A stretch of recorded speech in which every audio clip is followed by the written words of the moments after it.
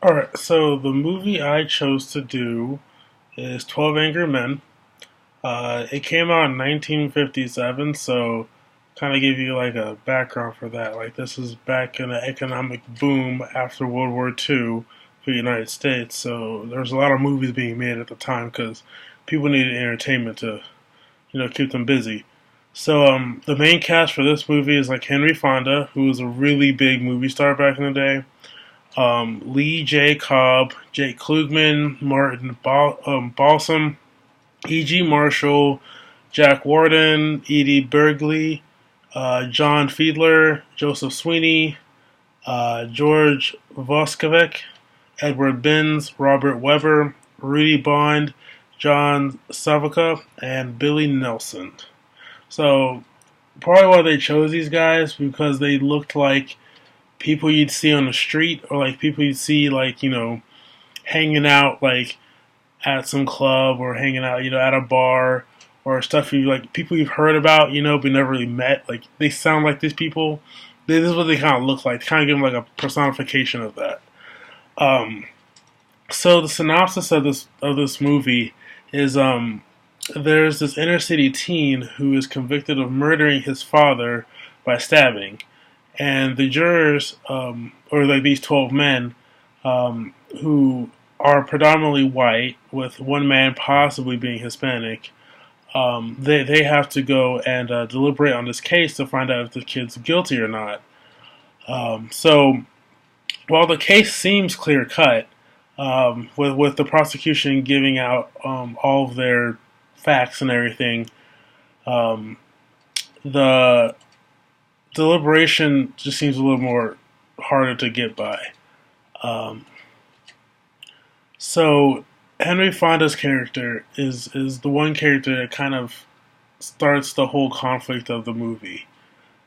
So while all the jurors are in the room, beginning to deliberate, and they have the lead juror who is going to run the whole proceedings, they go put it to an initial vote just to see where everyone stands.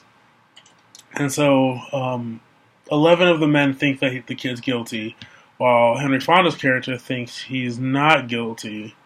And when questioned why, Henry Fonda's character goes and says, "Well, I don't, I have doubt about this case. I have doubt about what the prosecution says."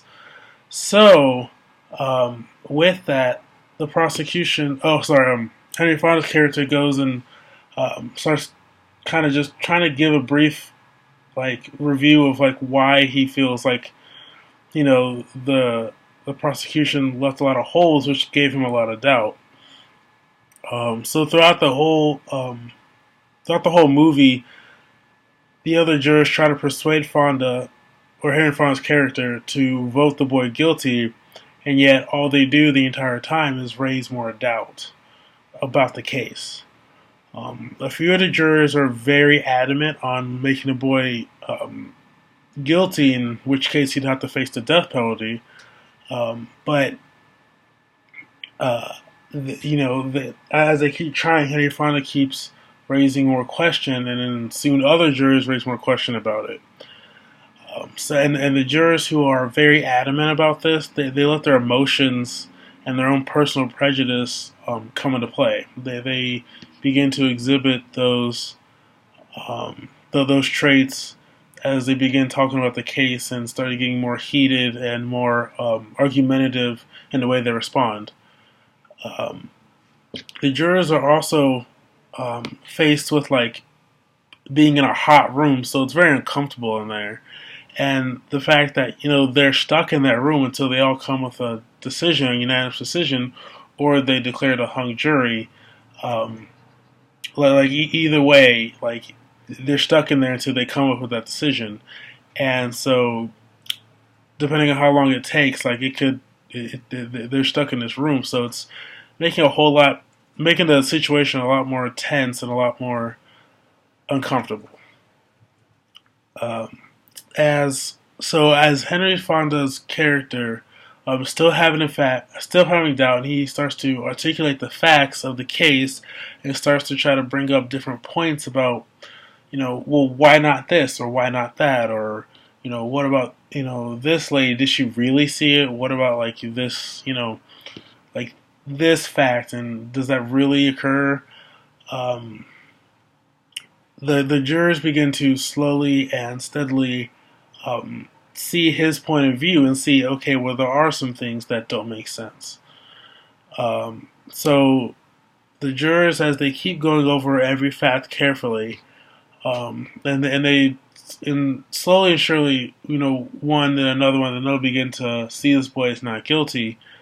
Um, they still can't really get to a unanimous decision until finally all the jurors begin to put aside their actual prejudice and their own personal beliefs and their own personal agenda and decide to look at the facts just as what they are and see that there's a lot of holes in it, and they see out there there's a lot of doubt that is established. So they decided to um, vote the boy not guilty because they had reasonable doubt.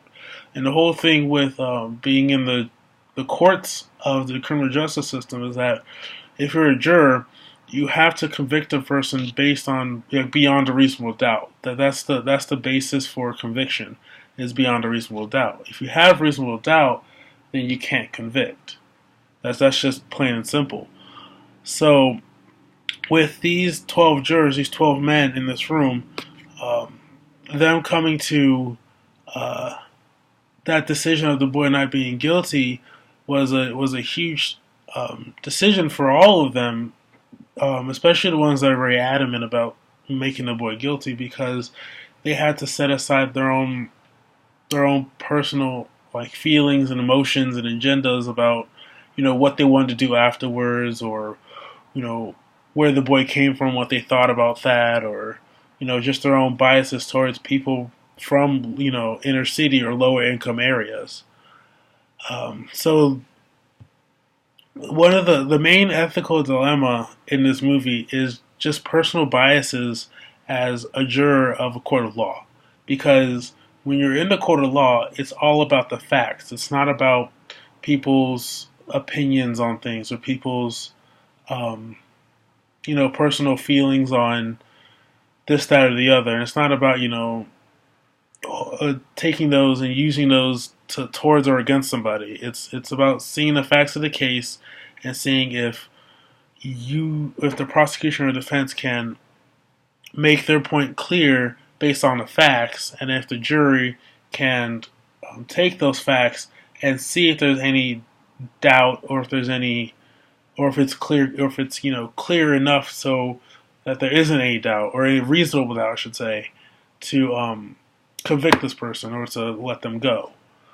Um, and how they handled it in the movie, I thought was really, uh, it was really well worded, and it was also very subtle in the way that they showed each juror, and they showed the process of them changing their mind throughout the movie, with each like scene and with each shot of the juror themselves and their facial expressions, and also the way that they talked about each part of the case, because they all saw it from a different point of view because they all came from different backgrounds. So it kind of gave other jurors a different viewpoint, a different opinion of what what the facts are and what they mean. Um, so how does this really how does this relate to like law in a sense? Well, like going into like criminal justice as a professional, like a criminal justice professional, you have to leave your biases and leave your other judgments like at the door. Like don't take them into situations, because every situation is different and every person is different. And just because you might think, oh, this is going to happen because of this person came from this place, or this situation is similar to this one, it could be totally different. And you have to react to it as a different situation, not as something that you've seen or experienced before, because each experience is new. Granted, yeah, they might be similar, but there's still differences that you have to take into account. and there's still going to be different facts that you have to take into account, especially if you're going into police work or the courts. Corrections in the same way too, but slightly different because theirs is more of a stationary type of situation. As for the courts and especially like police work, it's every day is different. You know, you have different cases coming in, you have different situations that you have to respond to. So with that, I chose this film because it's honestly one of my favorite films. It's great. The acting is excellent, and also just the way that they portrayed different human emotion and different reasonings, I think is intriguing. And honestly, I think like I mean, if people haven't seen it, they should really watch it. It's a really good movie. Um, so with that, thanks for looking at my review of this movie. I hope it helped you to understand more about uh, how really the jury process works, but then also how there are ethical dilemmas even within like the jury process and with being a juror, because you have to like look at these things through new glasses and through like clear glasses, and don't have your own rose-colored glasses or anything like that. You have to look at it in an objective view and not you know bringing your own subjective biases or other opinions into different situations, different matters, different cases. Um, so yeah, that's about it. Thank you.